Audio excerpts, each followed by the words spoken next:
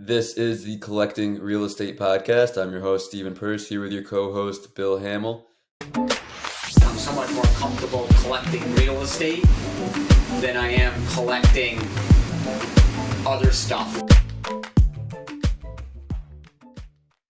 Good morning, everybody. Thanks for tuning in to the Collecting Real Estate Podcast. I'm excited about our guest today. We have a lending expert. He's been doing this for quite some time. This morning we have Josh Shein from Trius Lending Partners. Josh, please give us your real estate experience and your background. Great. Thanks for having me. Really happy to be here. I'm looking forward to our discussion today. I've been in the mortgage financing world really for about 23 years, believe it or not, which is a long time.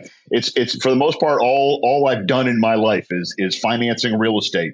For the first large chunk of my career, traditional mortgage financing, so regular purchases and refinances, FHA loans, that kind of thing.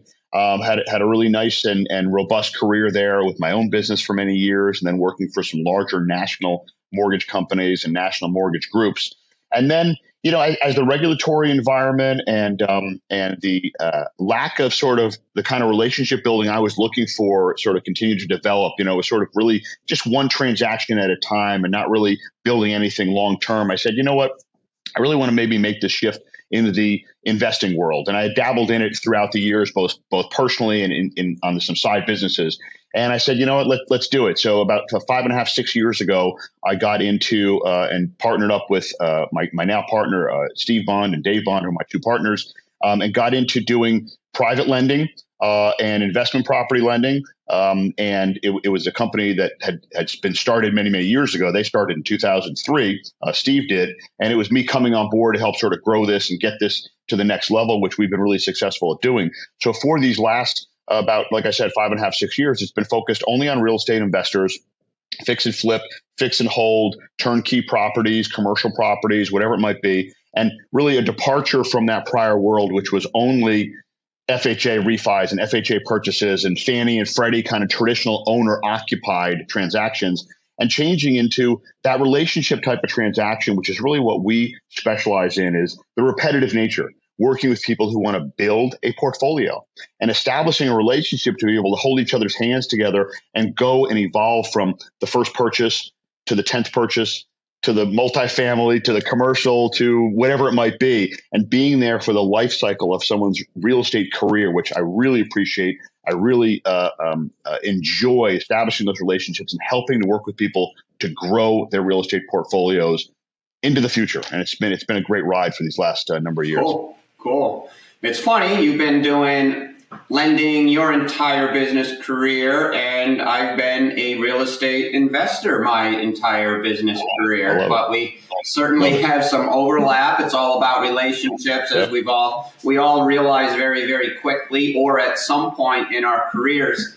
And you mentioned you were into the residential when you first start off, the people that are buying their first home, FHA, or the beginning investors who may be buying their first 2-family home or 3-family with FHA financing, and then you morphed into the private lending and commercial lending.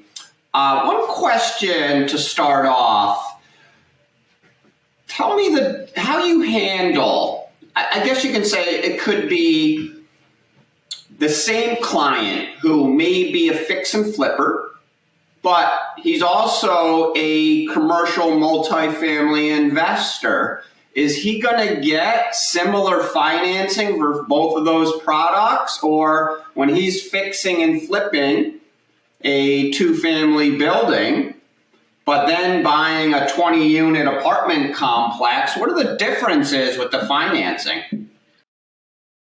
Great question. So I guess the way I would start off answering that is there are differences and there are some similarities.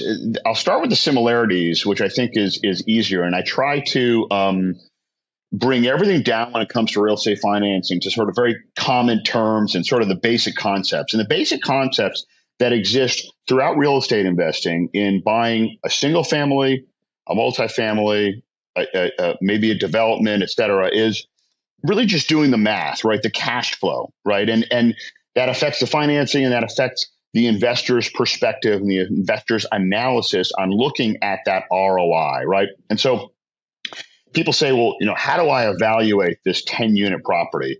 And yes, there's cap rate discussions and there's sort of bigger picture types of formulas you want to use. But I'm sort of an old school guy. I don't know. My family was in real estate back in New England where I grew up, my father, my grandfather. And what was sort of ingrained in me, and I think has been something successful that I pass along to all of our clients at Trius Lending, is let's get down to the basics, right? How much you're bringing in, what are your expenses, and how much you're making at the end of the day, right? And that works for a single family property, a 10-unit, a multi, a commercial building, whatever it might be. Let's just do that math on sort of a P&L and do some of that analysis. Let's make sure there's proficiency in Excel to crunch some of those numbers, and let's see how it works. Having said that, the financing has some differences, right? So on a traditional fix and flip or fix and hold, right? Assuming you're looking for that short-term financing, and then you're going to exit afterwards or sell the property, depending on what that exit strategy is, right?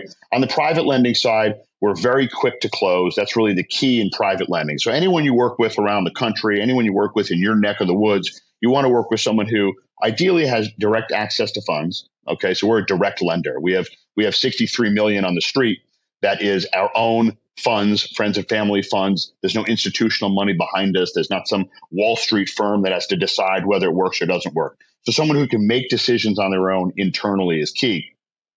On those kinds of situations, you can get quick access to funds. The rates are going to be in the teens, right? And that's where we are for those. But it's a quick and easy underwriting, a quick and easy close. I can close loans within a day or two, okay, for those kinds of deals. Our sweet spot is a minimum of 100,000 up to 2 million. That's sort of our range that fits really well for being able to close a loan quickly with a client, literally within days, depending on the title work. When it comes to the larger types of transactions, if we're getting closer to that 2 million mark, and even on the larger deals, which we'll sometimes partner with those with different lending institutions, different partners around the country, different banks, et cetera, the analysis is going to be different. Most importantly, the time frame is going to be different. So you just can't move as quickly on a 25-unit multifamily or maybe a 20-unit portfolio package as you can on a smaller transaction. There's just more moving parts to it, and some of that analysis is going to take more time. Now, having said that, we can still be as quick and effective and efficient as possible because we do have control of our money. And so I can move quickly, but if I have to analyze 20 properties, it's going to take me a little longer than analyzing 2 or 3 or 5 properties. But if you're getting into larger commercial transactions, comps become an issue. And so valuing that property and using income approaches to valuing it and crunching the numbers with regards to cap rates, that's going to affect that financing a little bit more. We sort of like to stick to sort of very basic, again, I say old school. It's maybe the second time I'm going to say this, is just sort of old school approach. Are there sales comps in the area or not? And that's where it can get challenging when you're looking at multifamily or looking at maybe more traditional commercial. Sales comps can be a challenge. I was just looking at a deal the other day where, and this is unique to sort of the greater Maryland region where we are, is you might have neighborhoods that are mostly residential, single, and maybe 1 or 2 family rentals. And then within there, someone somehow got away with putting a 12 unit. Okay. And it's not like a sort of traditional sort of brick or concrete building. It's sort of a large residential that sort of grown a little bigger, and now it's a 12-unit rental. So it is a multi, and that can be tough to comp in that neighborhood. And that's where some of the challenges can get presented when you're getting sort of outside of the box. But a good lender, a lender who knows the area, who's familiar with the marketplace, they'll be able to be flexible and open-minded. And that's really the key. I think when you're looking for a lending partner, anywhere you are in the country, I'm a big fan of working locally. Okay. That's who I am. That's how we are, right? Not going with maybe the larger national partners, because I know they don't understand those areas. Right. And so whether you're in the Maryland area, whether you're in the Carolinas, whether you're in Georgia, whether you're in Indiana, whatever it is, and even within that state, depending on how big your state is, the area, the county, or the eastern half or the western half of that state, it's important someone understands what's going on there, to understand the comps, to understand the ups and downs of that marketplace, to give you the best terms and be most open-minded to it. The key is, I believe, and we believe, not to be in a box. right? Not to have a set, strict matrix that it has to comply with. In my years in the mortgage industry, most of the time in the residential side is all about the box, right? It's got to fit in a grid. Credit score has to be X, income has to be Y, LTV has to be X, value has to be Y, right? I believe in real estate investing, flexibility is key, open-mindedness is key, and being able to look at it from different angles and different facets and factor in different aspects of the deal to try to make it work. And that's really the key in structuring different types of deals. No, that's a great explanation. And yes, the flipper who is just buying that distressed single family, going to put some money into it and then flip it, you're able to do that much, much quicker. There's not as many moving parts. When you're you're financing a commercial 20-unit multifamily, you have that due diligence that the buyer has to do, but also the bank is just as interested in that due diligence, whether it be getting accurate historicals from that seller, having to do the appraisal, potentially some environmental survey, all of that. So naturally, I think that's just going to be a longer process. How do you handle if someone's just going to be doing a quick fix and flip in relation to one of your clients who is going to do a fix and then hold? Are there any differences in the financing? Same property, but one's going to hold it, one's going to sell. I mean, the short answer is no. So we're going to look at it pretty similarly, from our perspective. So what we're looking at is I'm taking I mentioned a few different angles and a few different approaches. And I think what's nice about our approach, again, hands-on relationship building long-term relationships. I don't want to do one transaction with anyone. I don't want to do 5 transactions with anyone. I want to do a lifetime of transactions together, 20, 30, 40, and I want to be there.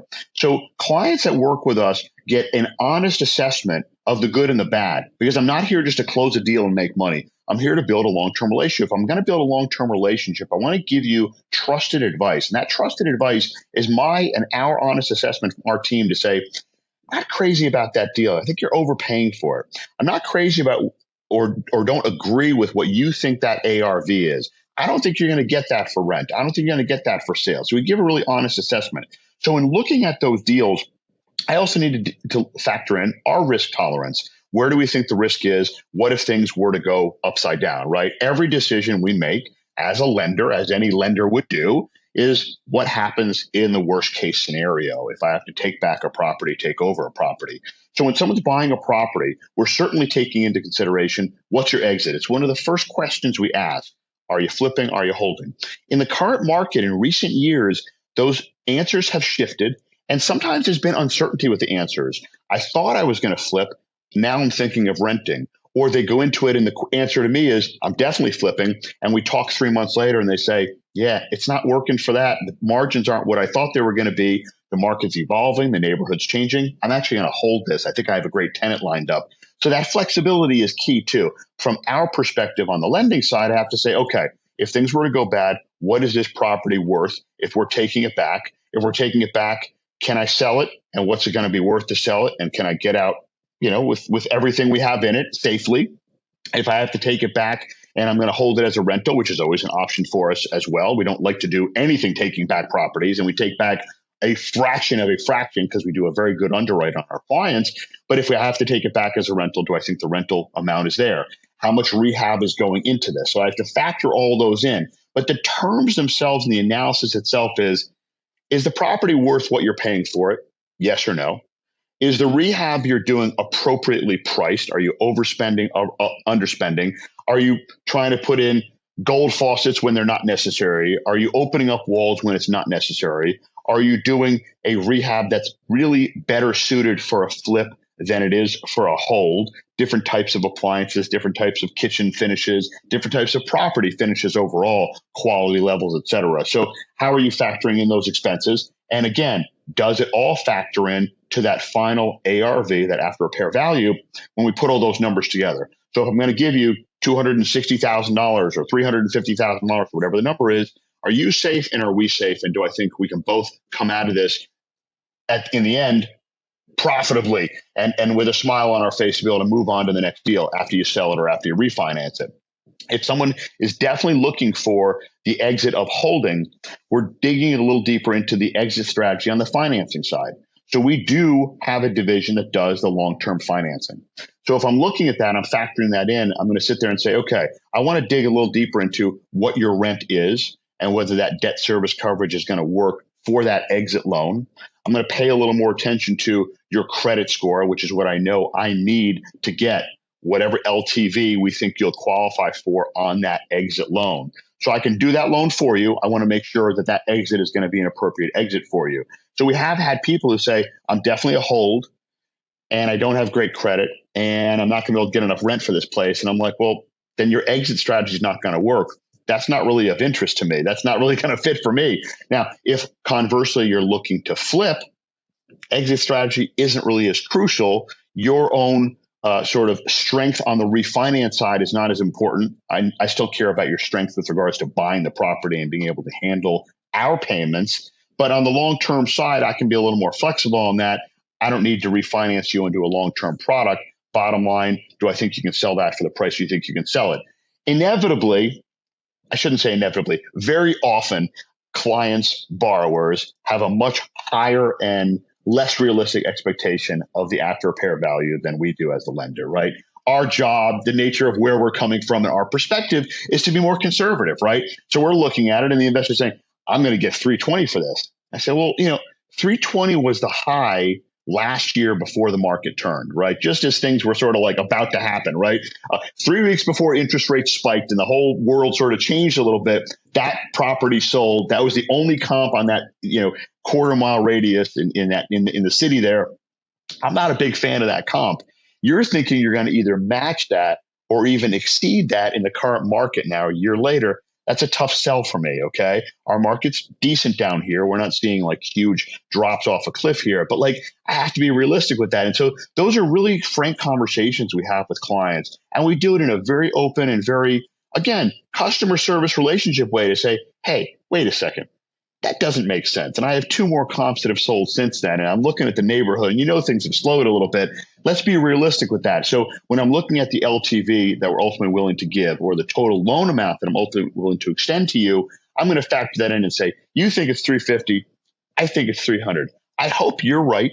And I hope I'm wrong, but I have to go with worst case scenario and be conservative and safe for both of us. And for you as a client, I want to be realistic and I want you to be aware of worst case scenario. Always going in conservative is the way we teach and train our clients to view any deal. Let's go worst case on rehab, worst case on ARV, worst case on rent. If the numbers can just barely work with our worst case conservative analysis, it's all upside if any of those things come in better. And that's, we think, the best way to look at any real estate deal. Yeah, that's valuable. And I think that any real estate investor, no matter what asset class they're trafficking in, or if it's a fix and flip, or it's a 100-unit apartment complex, we're all taught, or we learn that you're better off approaching this conservatively. If you don't, then you can get into some fire. The professionals in the business, long haul, to really make good money,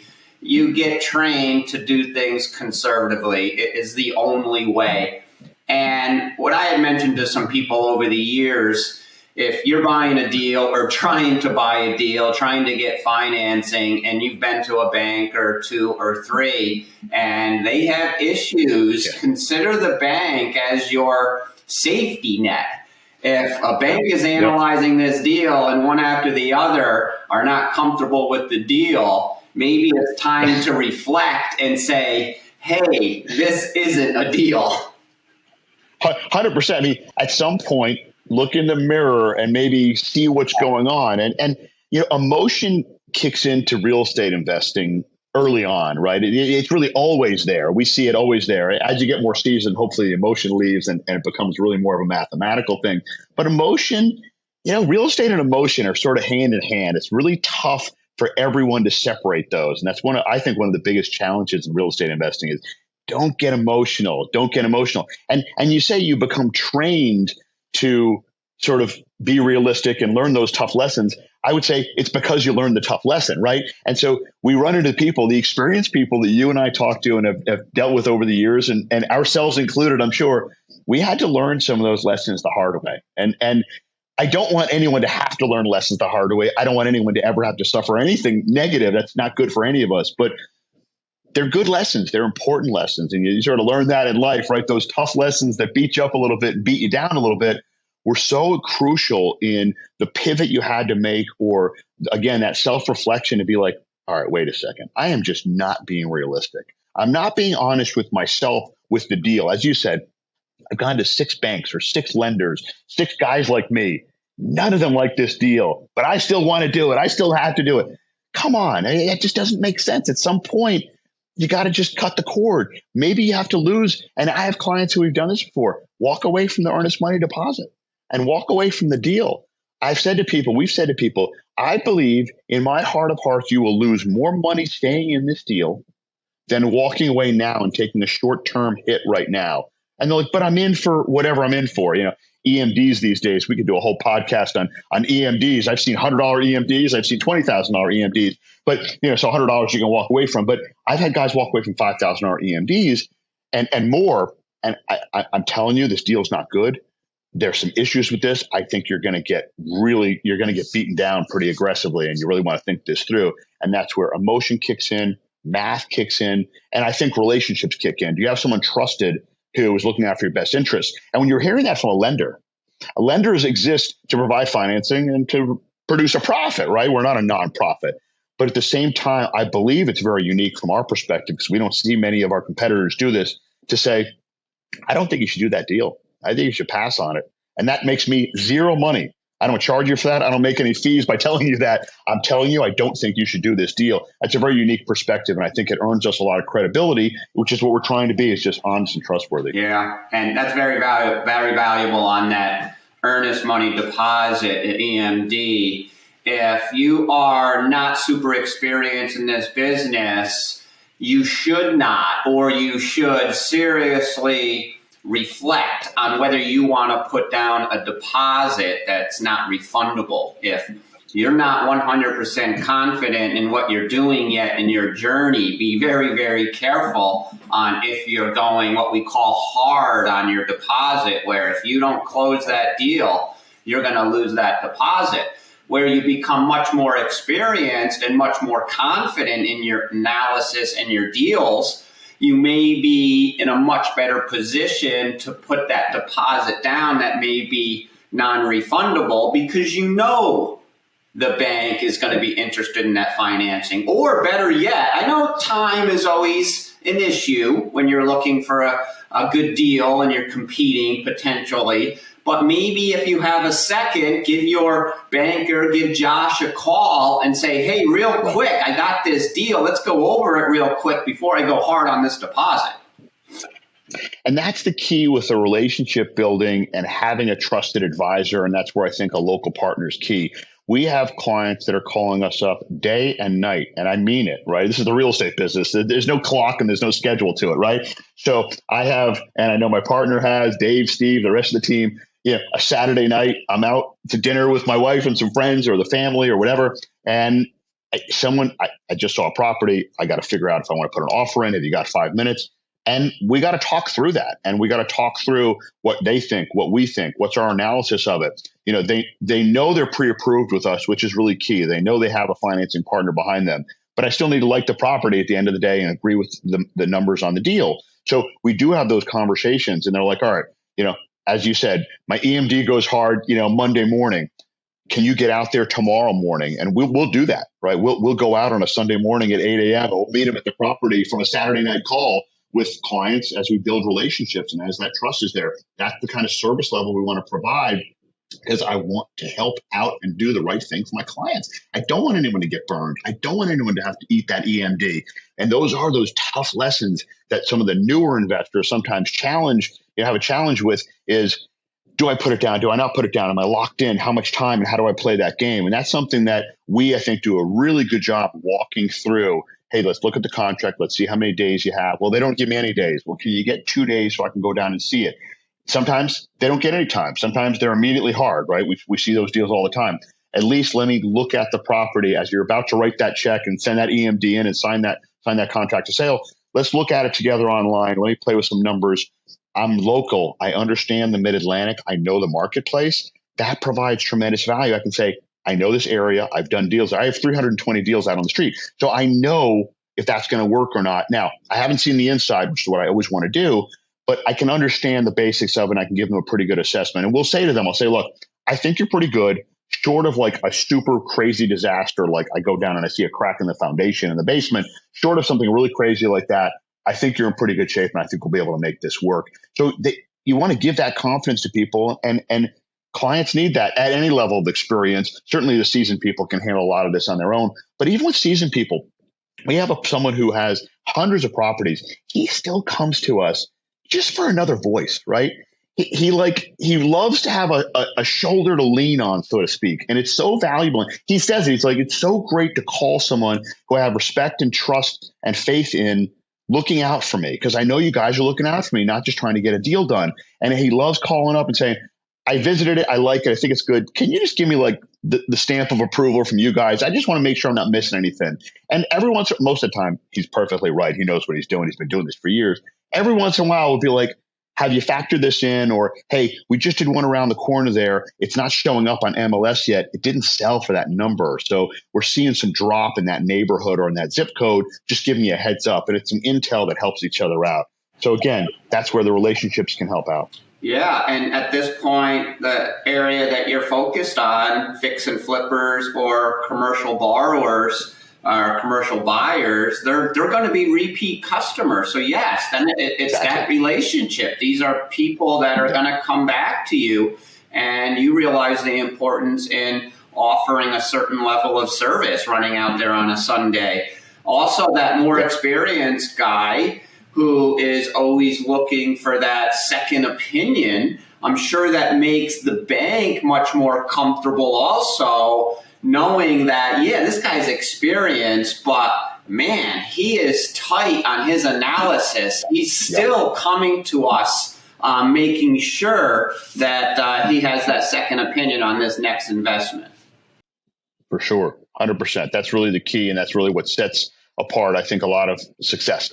So that leads to my next question here. Looking for some advice to our listeners who can get some value here. You have very, very ultra successful clients. And then I'm sure you're going to have some clients that have been in the business for a while, but they aren't as successful as some, because everybody's different. Everybody has a different levels of success.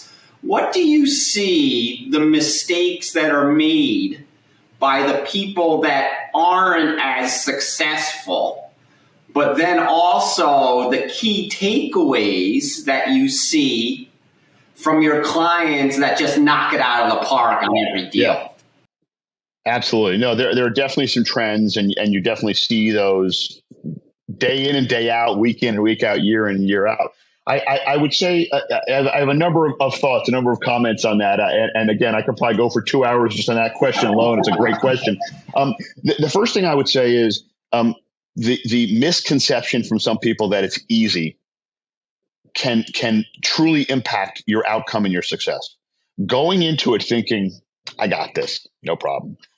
Some people have been impacted emotionally and mentally over the past few years because, quite frankly, it wasn't that hard to be successful in the last, up until 22. Like I'm not going to say it was shooting fish in a barrel, but it was maybe a big barrel you were shooting fish in. It wasn't really that difficult. Financing was super cheap. Properties were going up. I have people of all ages, walks of life, and all income levels who all think they have the Midas touch now, right? Every property I bought went up. Every property I bought, the rent was great. Every rehab worked out great. Like, okay, that's not reality. I've been doing this for a long, long time. It's just not how things always go. It's been a heck of a ride. So now reality is setting in a little bit. So I think when you go in with an unrealistic expectation, and there's a difference between sort of arrogance and confidence versus just being unrealistic, it is not easy. Real estate is hard, and it is a grind. And I would say going in and feeling and thinking that it's going to be hard and being open-minded to that, and then putting in the time necessary is key too. The successful people are not brilliant. They're not rocket scientists. You don't have to have, I don't care what degrees, I don't care schooling, none of that matters. It's not a math whiz either. None of that matters. It's Hard work is always one of the most important aspects, I believe, of success in anything, certainly in real estate investing. Hard work.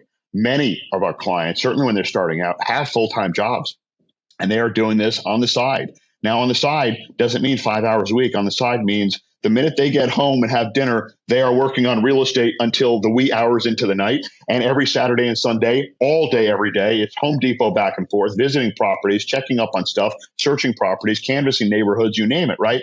So the successful people are doing that. The people who are like, I can't find deals, and none of the deals I find are good. I'm like, how do you do? Well, I just looked online for a few hours last week. That's not going to cut it. It's an extremely cutthroat environment. It's just extremely competitive. Everyone wants to get into real estate. And those ones that are more successful are putting in the hours. It is hard work. It is a grind. It is many, many, many hours. And so those most successful people they're really nonstop, I got to say. I mean, I certainly think they have hopefully some time to spend with family and loved ones. I'm a big supporter of work-life balance, right? A big fan of that. You got to have that quality of life as well. But they're working hard on it, and that's really key. The other thing is knowledge and education and information. Literally listening to these podcasts and engrossing yourself within the industry and trying to absorb as much information as possible. The more successful people, they're listening, they're internalizing, they're talking to competitors, peers, partners, lenders, title companies, you name it, old, young. They're soaking up as much information as knowledge as possible, and that's helping them grow and learn and try to avoid and prevent mistakes. When it gets to the actual structures of the deals and the kinds of mistakes we see, the one big thing is just not doing the math and being unrealistic on the time frames, right? So straight up overpaying, unrealistic on your rehab budgets, right? Those are things we see all the time. Like, you're paying top dollar. Try to renegotiate that down a little bit. You're also going into this with an unrealistic expectation, thinking you're going to get this rehab done in 90 days. It's never going to take 90 days. It's going to be more than that. I can tell you that for sure. And working and understanding with a realistic expectation that overall time frame and your carry costs associated with that. You still got to pay the taxes and the insurance and the mortgage and the heat and the whatever during that time. So being realistic with that is key. And then the rehab itself. The rehab process is the most important, we believe, part of a successful transaction, assuming there's rehab involved, right? Not being involved in it, not vetting the contractors, and not taking a hands-on approach. And clients will say to me, well, I'm not a general contractor. I don't have experience with framing out a house or overseeing the tradesmen as they're going in there doing their job. And I say, it doesn't matter. It doesn't require you to be an expert in general contracting or know how to build a house from scratch. What it requires is organization, time management, and on-site presence to keep track of what's going on. You have enough sense, anyone does, to know whether there was progress made from day to day and week to week. Now, if you're not checking it out physically in person or with FaceTime walkthroughs with your contractor, shame on you. You're letting that contractor do whatever at whatever pace and time frame they're doing it. You have enough sense and knowledge to know that they were given money for this amount of work. Hopefully they did that amount of work. We only disperse rehabs to people in draws when work is complete, never in advance. Paying in advance is very dangerous, we believe, okay? Paying when work is done, literally same day we'll pay, is the safest way to make sure you don't get burned. But you know whether the toilets were installed. You can tell whether wires were put up or not. Now, I agree, you won't know whether the plumbing was done accurately or not. Now, if you're using licensed people and doing things with vetted contractors, hopefully that's fine. But you at least know that the progress was made. And I'll have clients call up and say, this is taking forever. I said, well, when's the last time you were down there? Well, I've been really busy. I haven't been down there for 3 weeks. Well, shame on you then. I mean, if you haven't been involved in that process, the contractor may be moving on to another job or may just be ignoring you altogether. It's important to be very hands-on. Our best people are there, even if they have a full-time job. On their way into the office, they're stopping by that property at 6:30 and 7 in the morning. And on the way back from work, on the way home to meet their significant other for dinner, they're stopping there to see what's going on. And if they couldn't make it, they're saying, hey, let's FaceTime with the contractor during their lunch break to say, walk me through what you're doing here. Hey, why wasn't that done? I thought you were going to finish that window. I thought that leak was going to be fixed. I thought that basement was going to be finished on the back wall there. You're able to walk through that stuff. And if you're not hands-on with that, that's going to be, I think, the biggest impediment to finding the success, because it's all about timing and making progress, getting it done quickly so you can get it on the market for sale or get it refinanced if you're following the BRRRR method, to get a tenant in there to be able to repeat the process over again. So that contractor relationship and hands-on thing is one of the biggest things we see and one of the biggest mistakes I see clients make. Yeah. So what I gathered out of that, your most successful people, they're obsessed. Of course, you're hoping that they have some type of a life balance, but right. Let's be real. Well, I'm going to speak for myself. When I got involved when I was 21 and up to about 30 years old, man, did I sacrifice so much. And unfortunately, I sacrificed a lot of things that I should not have been sacrificing, because I basically became obsessed in the business. And that's good and bad. But on the business side, you are obsessed, you're consistent, you're committed, you're staying educated in your market, and those things equate into great results. And then I asked you about the person that isn't as successful. Let me guess, the people that are making those mistakes on analysis and not necessarily putting in the work, not showing up on the job. Do they tend to stay in the business, or do those people just fall away and it just didn't work out?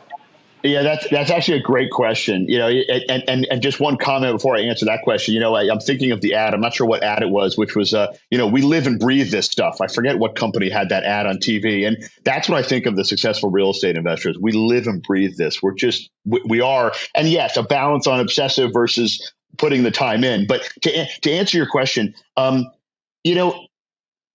they stay in, but they pivot a bit is what I would say. So they change and evolve from, I'm not going to get into doing the rehabs, even a small rehab. I just don't want to deal with it. I'm going to be a turnkey buyer, right? And that's where we've seen a lot of people transition to, is I'm frustrated, I'm tired, I just don't want to deal with the hassle, and I just want to go turnkey. So I'm going to buy places that are just ready to rent and or already rented, just some portfolio turnovers, whether it's a small portfolio or individual property by property. And some of those we're still doing the short-term financing for, because time is still money, and a sense of urgency will help win that contract very often in a competitive situation. We see that in our region where there's 4 or 5 bids, and the bid that's coming with our money can close in 5 business days. Everyone else is 30 to 45 business days. So it'll result in them doing a 2 close, which does cost money, additional money, but it allows them to secure a property they may not have otherwise been able to get the contract on.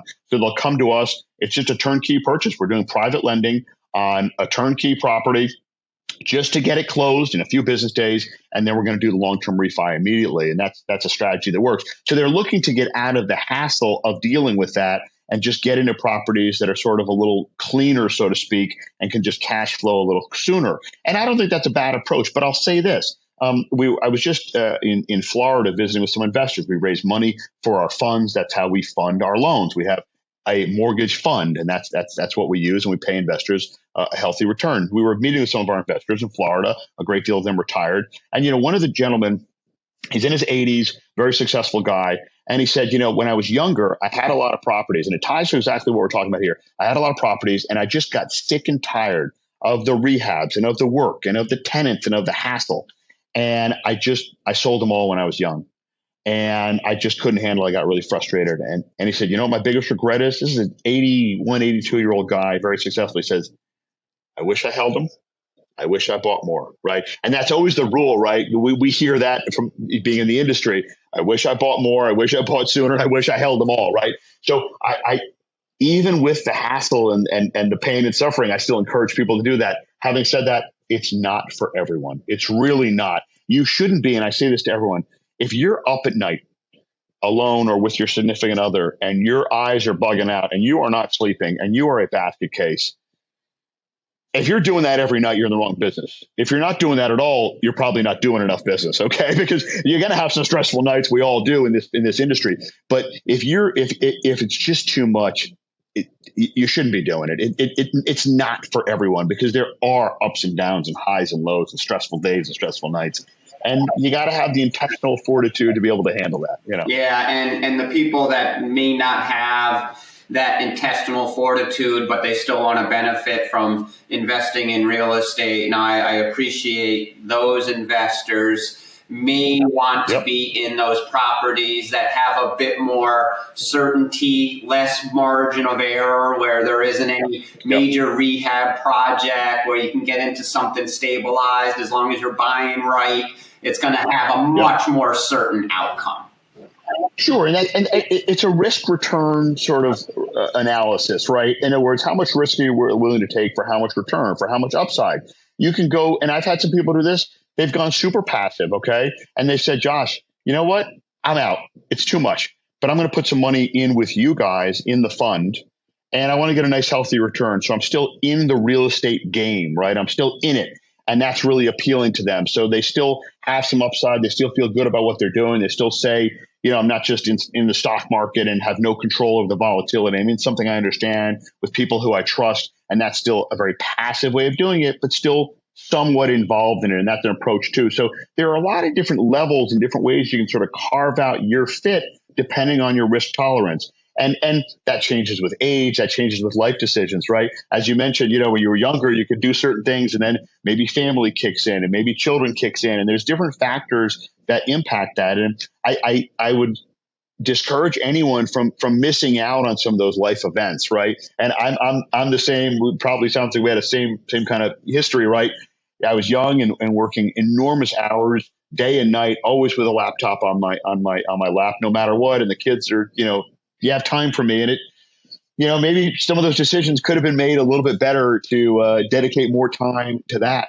And I, hindsight being 2020, I always say to people, you know, take that time, because that the real estate will still be there, but that time won't be necessarily. So, you know, it's important to balance that. Yeah, there's massive value in there.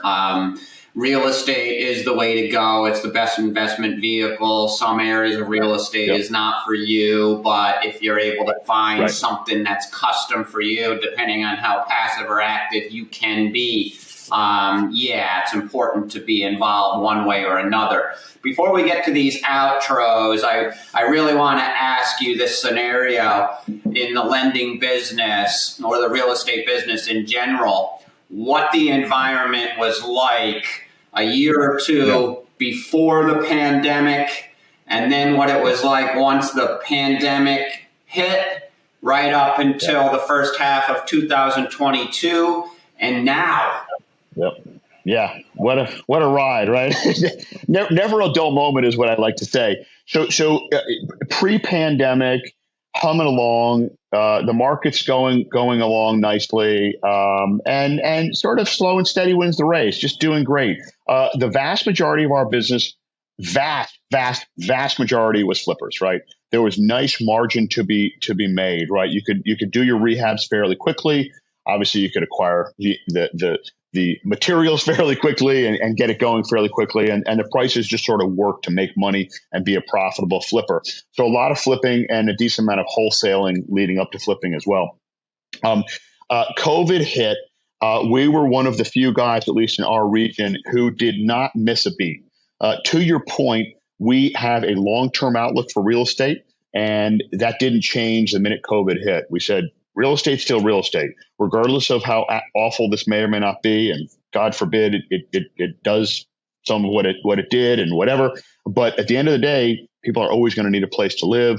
People are always going to be renting properties, et cetera. So we felt that we were sort of all in. And we literally, I remember the day of the shutdown. I remember all of it because obviously it's stuff that's sort of seared in your memory. We just kept on trucking along. And for us as a business, it was a boom to our business. A lot of our competitors paused. The guys who had, and this is where I talk about the national guys who either are national lenders overall or local people who have national partners behind them. We do not have either of those situations. Those lines of credit and those funding sources dried up immediately. I mean, within like hours, right? I lived through that in 2008 when I did have national lending sources when I was in the traditional mortgage world. It was literally a flick of a switch. It was like your money's shut off. You can't do anything. You're just going to have to sit and wait this out. We were lucky enough. We had our own investor pool and our own access to funds, our own money, a lot of it. And we said, you know what? Let's keep on going. So we were immediately able to continue on lending, and that brought in a lot of fresh business for us. So it was very busy. Very quickly, things started to transition to fix and hold. Okay. And that was for a number of reasons. The margins were starting to get impacted on being able to make as much money flipping.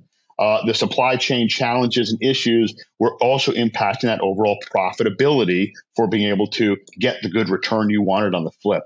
And people just looked and said, you know what? I think hold's going to be the way to go. We have a lot of people who do Section 8, and so some of the subsidized housing. Even with COVID, none of those were impacted. And then all of the money that was being put out there, tenants were still paying. So there had been this fear when COVID hit, all the landlords are going to be out of business and everyone's going to lose their properties. Well, that didn't happen. So I think the enthusiasm and excitement for renting and for being a long-term hold owner was really sort of enhanced during that time. And so for us, the transition, we could see it shift. We literally saw the change happen right in front of our eyes from flippers. I'm going to hold a few. Now I'm going to hold a few more. And the next call was someone saying, you know what, I'm looking at doing a buy and hold. And so that's really where things transitioned. And so coming out of COVID and heading into early 22, that's really where the vast majority of our business was. When we were probably a 75-25 percentage split on rehabs for flipping pre-COVID, we transitioned to almost the opposite number, a flip of those numbers on the hold side. Post-COVID, as the market sort of started to come out of it, supply chain challenges still impacting things, the prices being as frothy as they were, a lot of concern. How do I find deals? So just challenging with inventory, et cetera. And then the interest rate spike. And the interest rate spike has just really impacted everyone's ability to do that math and think about, how do I make this deal work and does this deal work? And I think that's really the challenge. Does my cash flow still work or not? If not, how do I make it work? If not, how far am I willing to go at a break even or at a loss? We could, again, do a podcast on that. I don't know. But I have some people who've made some really interesting decisions, taking a very long-term approach, saying, you know what, I'm still in it for the long term. But when that exit loan, we do those exit loans. So pre the spike and the change in our entire industry last year, I could get someone out of my private loan, which was a double digit, 12, 13%, out of my loan into a long-term 30-year fixed loan at 4.5%. The math worked all day long. You were cash flowing beautifully. It was a no-brainer. And kudos to everyone who was able to lock those rates in. They are in a great position. Okay. Fast forward, all of a sudden, that's 7.25% or 7.75%. Right now, it's closer to 8%. That is doubling that number, and that is absolutely materially impacting that cash flow. Can I make money on this property now? How does that rent going to work? And how does that affect the pricing? So right now, this moment in time, we still find a little bit of a struggle between the buyers and sellers and the rents that haven't really all coalesced. They haven't really found the right place to make it work. The sellers are still trying to get that top dollar. And the buyers are saying, you're crazy. That doesn't make sense yet. And the math doesn't work. There's a few people still paying, and that's sort of messing it up for the normal buyers who are saying, guys, you got to come down. You got to come down. So there's a little bit of that. I had someone just the other day, I said, go back, beat him up, see if you can get a little better. The math just doesn't work. He was just going to walk from the deal. I said, you have nothing to lose. There's nothing wrong with asking. It doesn't cost you anything to ask. Sure enough, he got a reduction. He got about a 10% reduction off that purchase price. And it did sort of move the needle to make the numbers work at that point. So I encourage that. But that hasn't really all fleshed out yet, at least not in our region here that we've seen yet. So that's really still where the transition, I think, still needs to take place. Rents continue to be strong. I think the optimism, the outlook for us and for our clients is we still love the long-term holds. We love the strategy. But yes, we got to do some math to try to make that work. I have some clients who are, this doesn't help me as a lender, who are cash buyers, right? They're just going in and saying, you know what, I've got some money on the sidelines. I'm just going to buy cash. And obviously, since I'm not having to pay 7 or 8% on my long-term money with cash, I can make it work a little bit. And then when rates come down, who knows when, I'll be able to refinance at that point and use leverage. Leverage is always key, right? The successful people always use leverage to build and grow their businesses. It is the absolute most successful way to build your business if you know and learn how to do that properly. And that's what someone like us helps investors do. Yes. We are in 2023, and there's no doubt there's uncertainty. You really can't debate that. We don't know what's going to happen next. Yes, rents are still strong, and I'm still a buyer, but people out there, please, the professionals that stay in this business long haul, especially in times like this, be patient You can be a buyer, but be conservative. Don't do anything 100%. above the rim, anything too aggressive. It may work, but there's a lot of uncertainty there. This isn't time to be gambling. I'd like to wrap this up. This is the Collecting Real Estate Podcast. They say you have to have 3 of something to make a collection. We're going to have 3 questions for you to wrap this up. Number 1, in 5 words or less, what's the most important thing you've learned since you've been collecting real estate? Or, we've touched on this a little bit, or a lot of what your clients have learned since collecting real estate? I'm not sure if this is 5 words. Slow and steady wins the race. All right, 6 words, okay? Slow and steady wins the race. You got to give it time. You got to be patient. Let things play out. It'll turn out right. Don't make bad, stupid decisions, but slow and steady wins the race. Bam, that sums up this show for sure. Number 2, shifting away from business. What are your 1 to 2 year personal goals? That's always a tough. So, continuing to do a great job with a work-life balance. Family, my kids, they're getting older. My daughter's in college. My son's getting older. I don't want to miss out on the little time we have left. I want to make sure I can do a great job balancing that. Well, we've learned things along the way, haven't we? Number 3, how can we and the listeners assist you, and how do we get a hold of you? How do we contact you? So triuslending.com is our website. We're obviously all over social media, Facebook, Instagram, TikTok, LinkedIn. My email is pretty easy, josh@triuslending.com, TRIUS. Happy to help, happy to answer questions. We really want to be a resource to investors anywhere, and just happy to help anyone looking to get into the business and provide our insight and our knowledge to help people out. We're always looking to lend to people. We're always looking to help on that. We're always looking to raise money for our funds that we have, which is a mortgage fund and a rental property fund.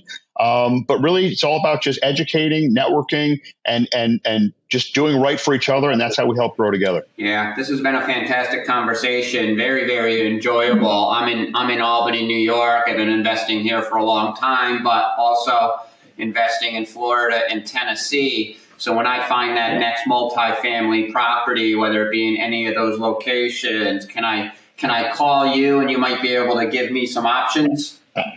Absolutely. Would love to help on any of those types of transactions. Would love to help do some number crunching with you, help talk about some financing terms and help out. Absolutely. Awesome. Would love to. Awesome. Thanks for being on the show, Josh. I look forward to staying in touch with you. Thanks again.